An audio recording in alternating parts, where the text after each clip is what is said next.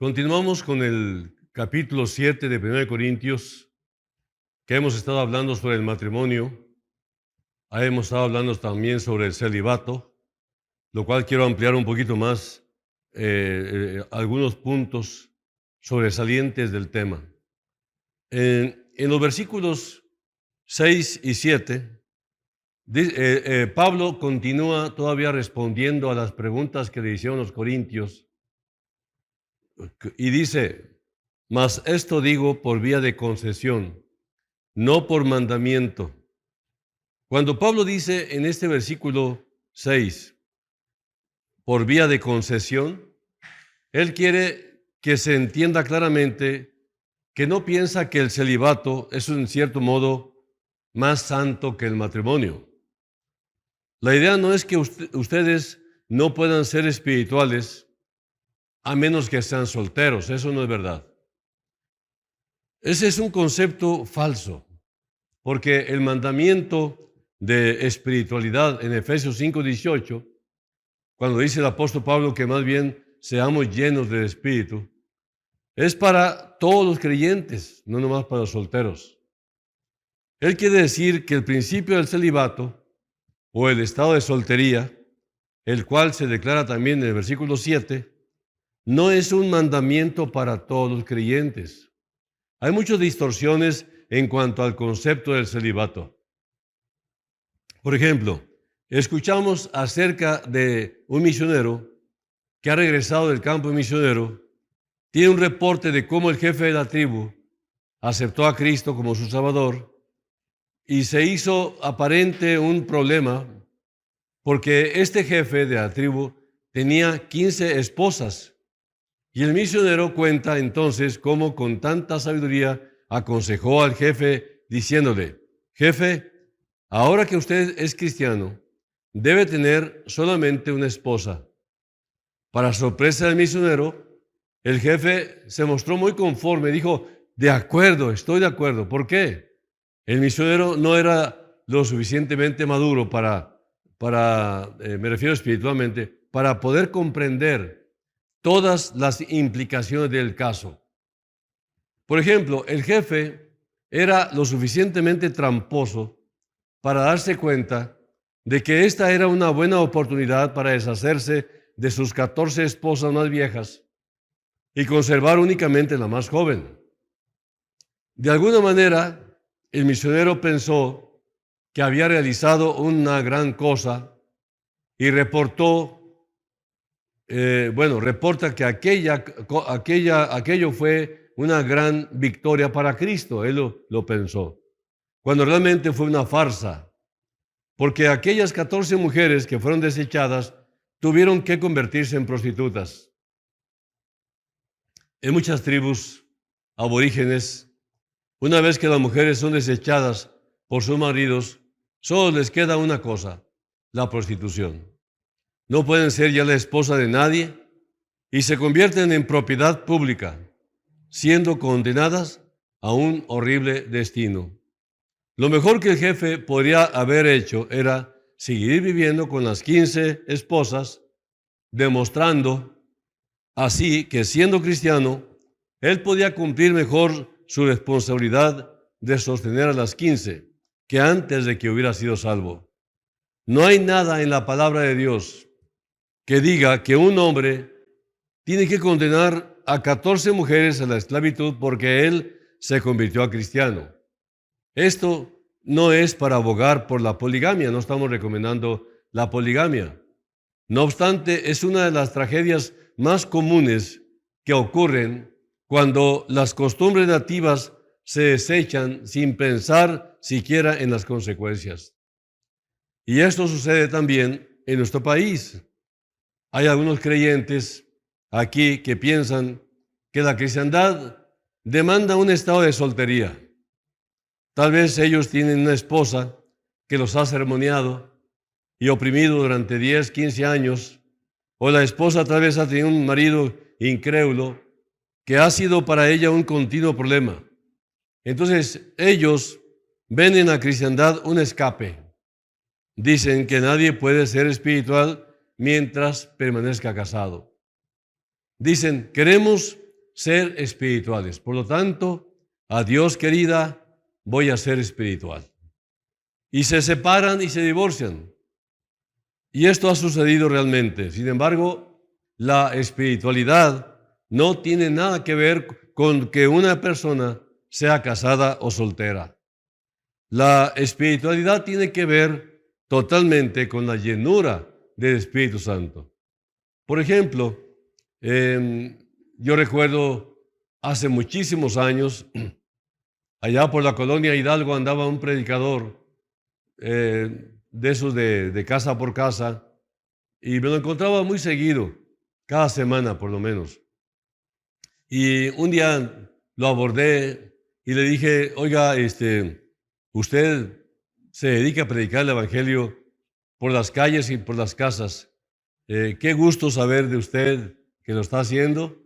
Y deme su testimonio, cómo es que usted se convirtió y él empezó a contarme la historia de su vida, ¿no?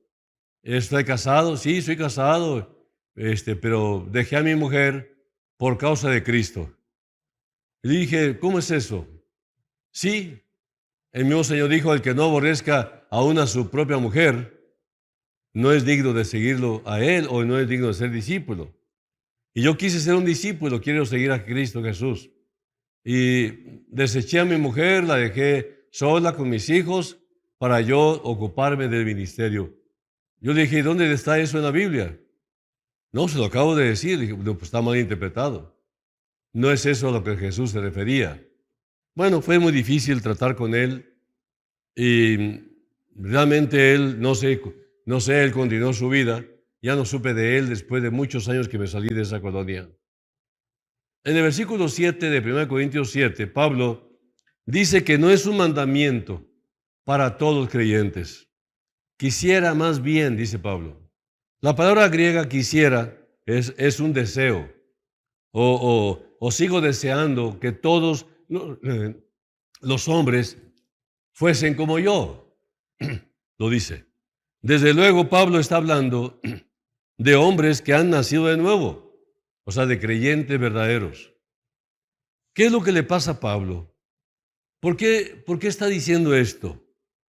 ¿Acaso no sabe que el amor es una cosa maravillosa? ¿No ha oído los grandes romances de la historia? ¿Cómo las parejas han vivido felices para siempre? Es obvio que Pablo no tenía ni estaba buscando una esposa. Pero entonces, ¿por qué desea que todos fuesen iguales a él? Bueno, ¿fue despreciado por una señorita? ¿Acaso recibió una cortés carta de adiós? ¿Un cortón? Entendamos bien esto. Es la voluntad de Dios que algunos creyentes permanezcan solteros. Es también la voluntad directiva de Dios.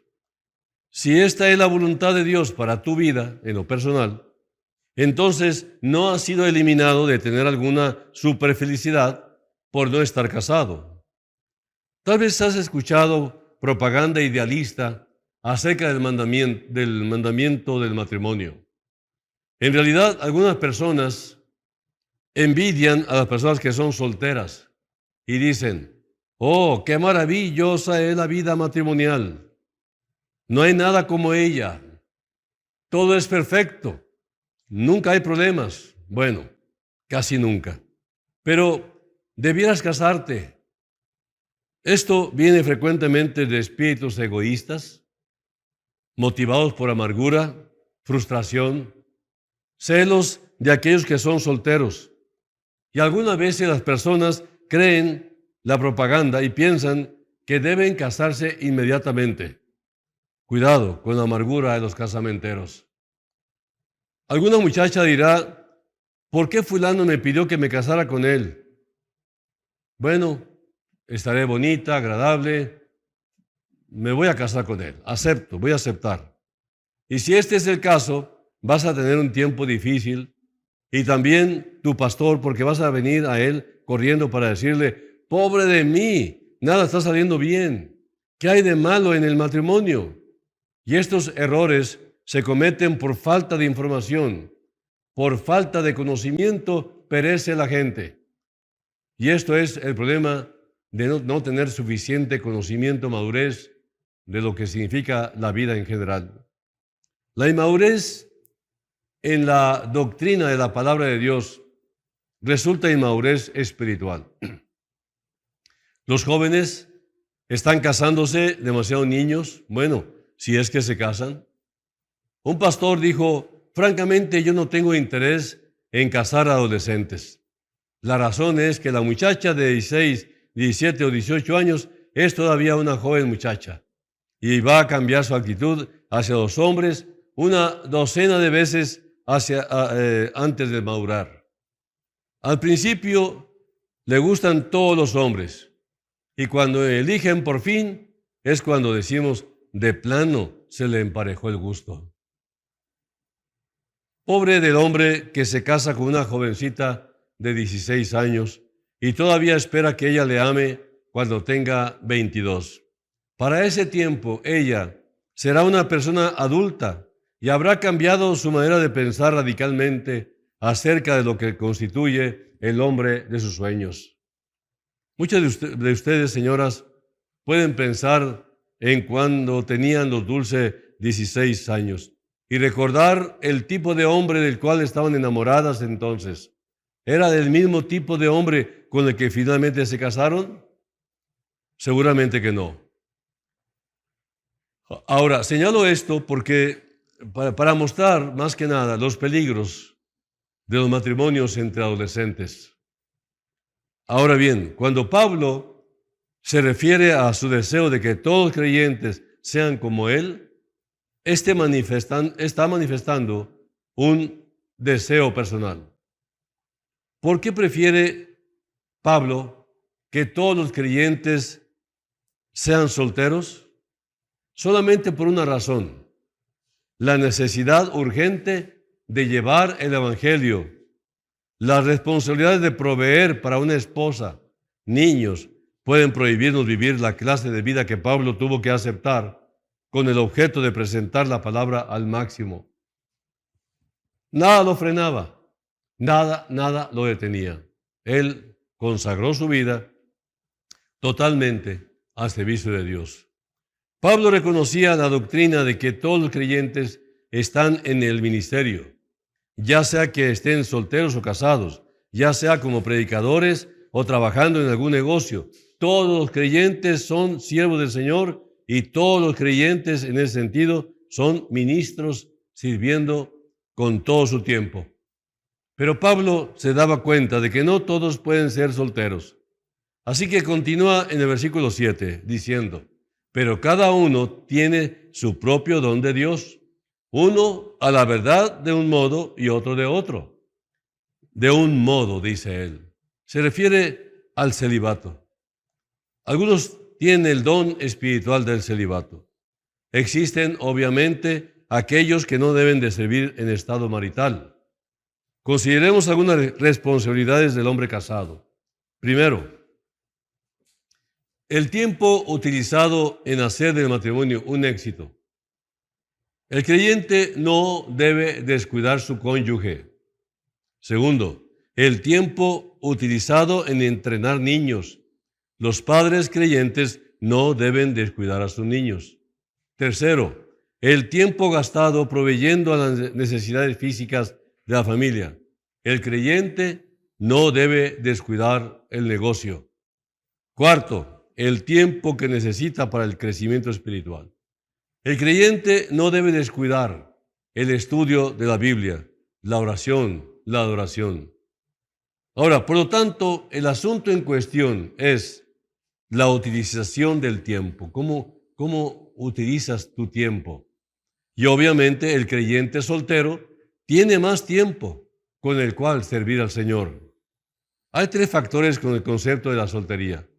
Primero, hay aquellos que tienen el don espiritual del celibato, que no tienen el deseo de casarse. El versículo 7 lo dice, para acelerar el servicio, no te comprometas, es lo que está diciendo. Segunda razón, para la soltería es la ley del sacrificio supremo. 1 Corintios 9:5.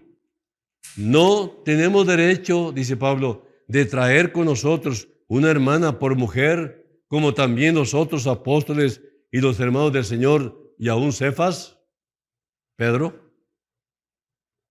Bueno, tú puedes determinar si tienes el don del celibato, evaluando la actuación del libido en tu vida adulta, el control de ti mismo, de tus impulsos. Es muy posible que Pablo no tenía el don del celibato, pero actuó bajo la ley del sacrificio supremo, consagrando todos sus deseos con toda pasión para la salvación de las almas. En 1 Corintios 9, 1 al 5 lo dice, y cuando alguien se convertía en apóstol, tenía que vivir bajo esta ley para cumplir con su apostolado. El sacrificio supremo es una de las leyes más altas de la operación cristiana. Por supuesto que cuando están casados y son llamados al servicio del Señor, no está diciendo Dios que renuncies a tu mujer o que te divorcies, no. Está diciendo que tengas como la cosa de mayor importancia el ganar las almas y tu pareja debe colaborar contigo. La primera de las leyes más altas es la ley de la libertad. Tenemos esta al momento de ser salvos. Nos llamó el Señor a libertad y no quiere que seamos esclavos de nadie. La segunda ley es la ley del amor. Esta ley dice que debido a que eres un creyente, representas al Señor y tienes amor por los hermanos. Hay ciertas cosas que tienes derecho de hacer y que no son malas en sí mismas, pero las cuales te abstendrás de hacer para no ofender a un nuevo creyente, quien puede considerarlas malas. La ley de la obediencia se refiere al incrédulo. Hay ciertas cosas que tenemos el derecho de hacer, pero de las que nos abstendremos, no porque sean malas, sino porque pueden confundir al incrédulo. Originan falsos temas, y si yo las permito, pues esto hará que el Evangelio no sea claro para la persona que me escucha, sino será muy confuso. Ahora, por último, esta ley del sacrificio supremo, ahora bajo consideración, se refiere a Dios. Pablo dice, ¿acaso no tenemos derecho de comer y beber? ¿No tenemos derecho de traer con nosotros una hermana por mujer, como también los otros apóstoles y los hermanos del Señor y Cefas? Una hermana se refiere aquí a una mujer cristiana, a una mujer creyente.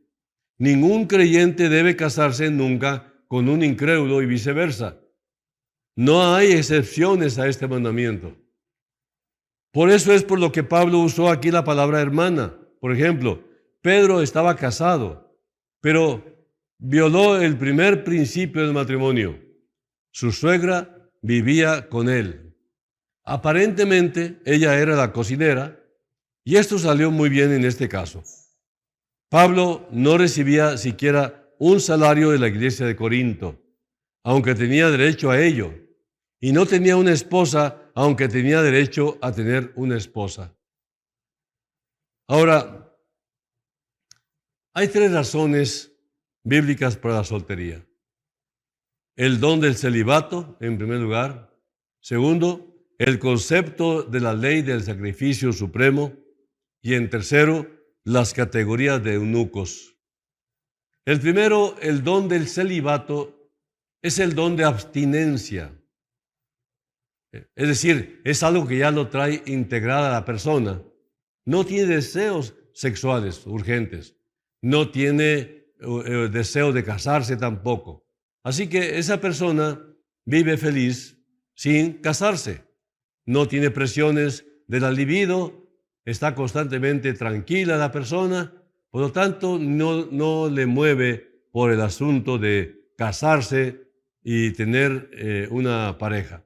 Porque no le urge, no tiene necesidad, tiene el don del celibato, tiene el don de abstinencia, pero tiene el don, no está forzado.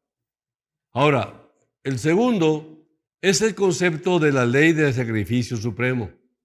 Una persona que no tiene el don del celibato, que no tiene el don de abstenerse, que tiene sus deseos normales, está bajo control del Espíritu Santo su libido.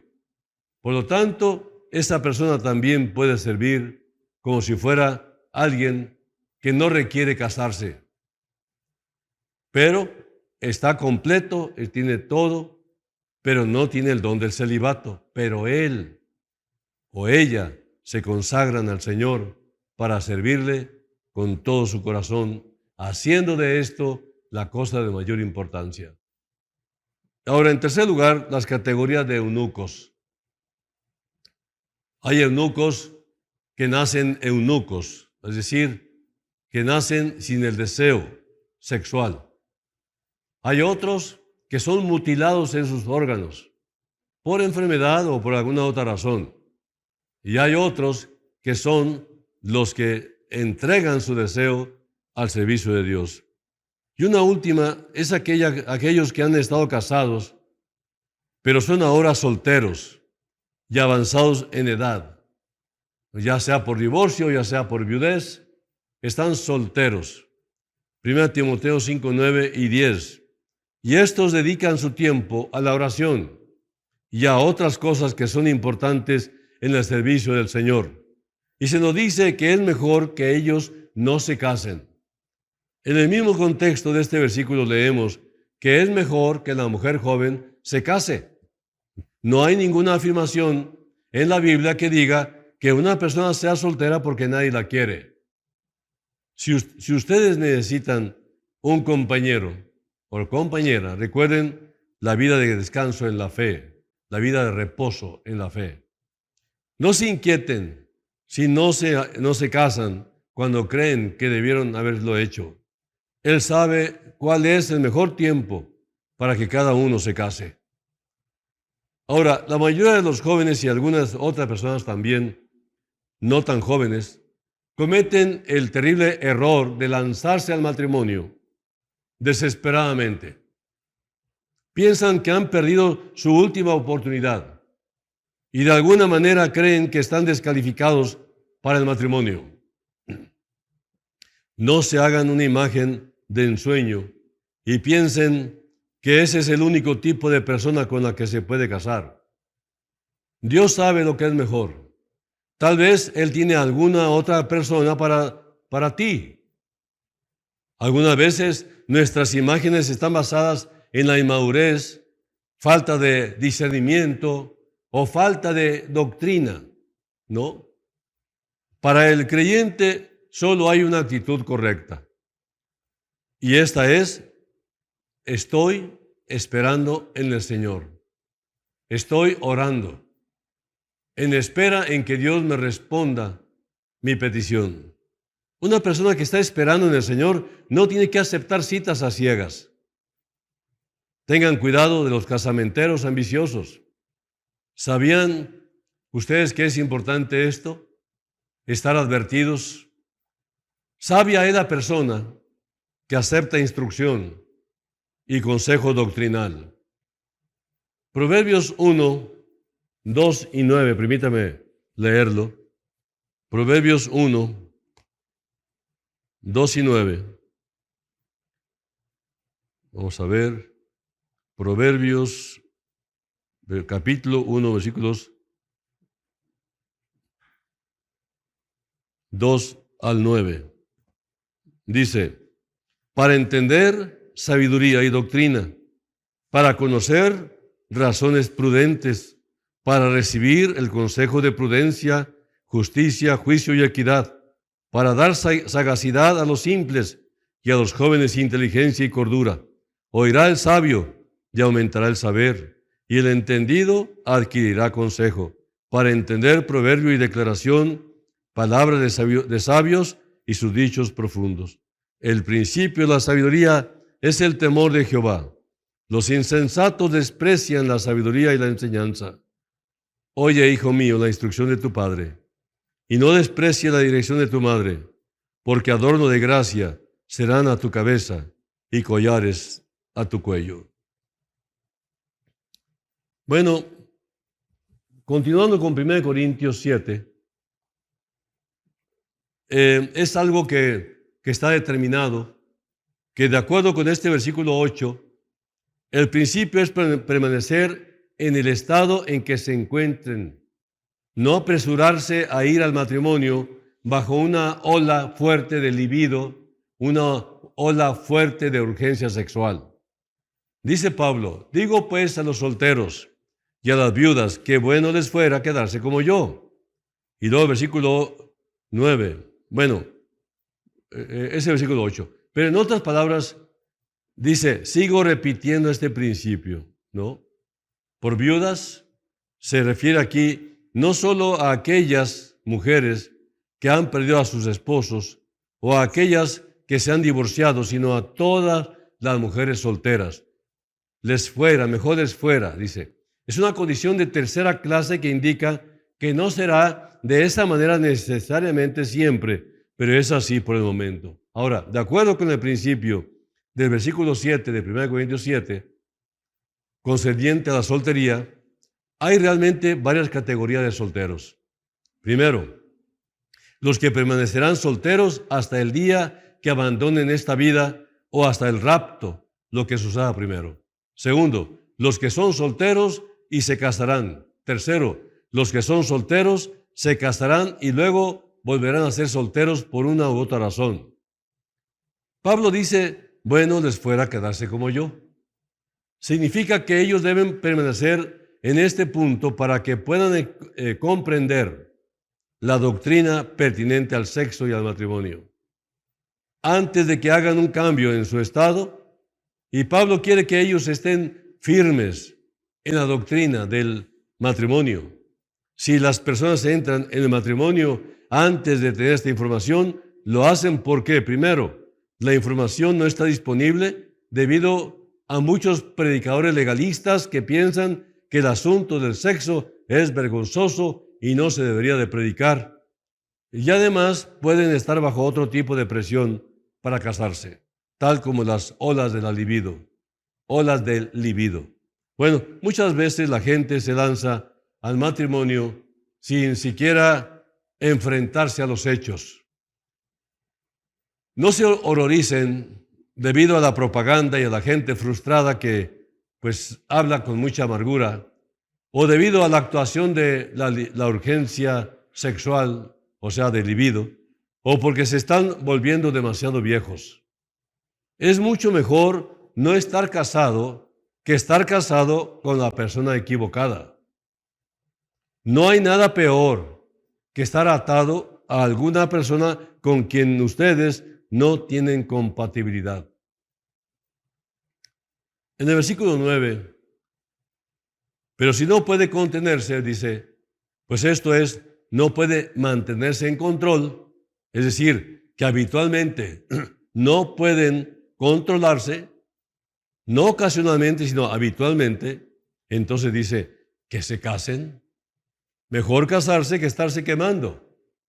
Pero ello no excluye tres cosas. Primero, conocimiento de una doctrina pertinente. Segundo, madurez para hacer la elección apropiada del compañero. Y tercero, un lapso suficiente de tiempo en el noviazgo para estar seguro de una decisión. Y entonces es tiempo de casarse. Se les ordena casarse porque es mejor casarse que estarse quemando. Estarse quemando quiere decir estarse quemando con el deseo sexual. Ok, aquí lo vamos a dejar. El punto es entender que aquí hay enseñanzas, hay reglas, no necesariamente religiosas o legalistas, llenas de muchos noes, ¿no? Muchos puntos punitivos, negativos. No, está enseñándonos cómo ser felices. El que es llamado a casarse, ore y cásese. El que no es llamado a casarse, ore y entréguese a servir al Señor. Pero tanto el casado como el soltero deben consagrarse al servicio del Señor. Debe venir a sus vidas una pasión de almas que no les deje en paz, que no les deje estar ni siquiera tan descansados como para dormir en sus laureles. Es tiempo de tomar en serio el cargo de salvar pecadores. Es tiempo de entregarle nuestra vida y nuestros dones a nuestro bendito Salvador que nos llamó de las tinieblas a su luz admirable. Hoy es el tiempo. Yo te invito en el nombre del Señor, que si en verdad eres un creyente, Jesús te llama a que tengas no solamente fruto, sino que tengas mucho fruto. Ora por ello y que Dios te bendiga y nos vemos la próxima con el favor de Dios.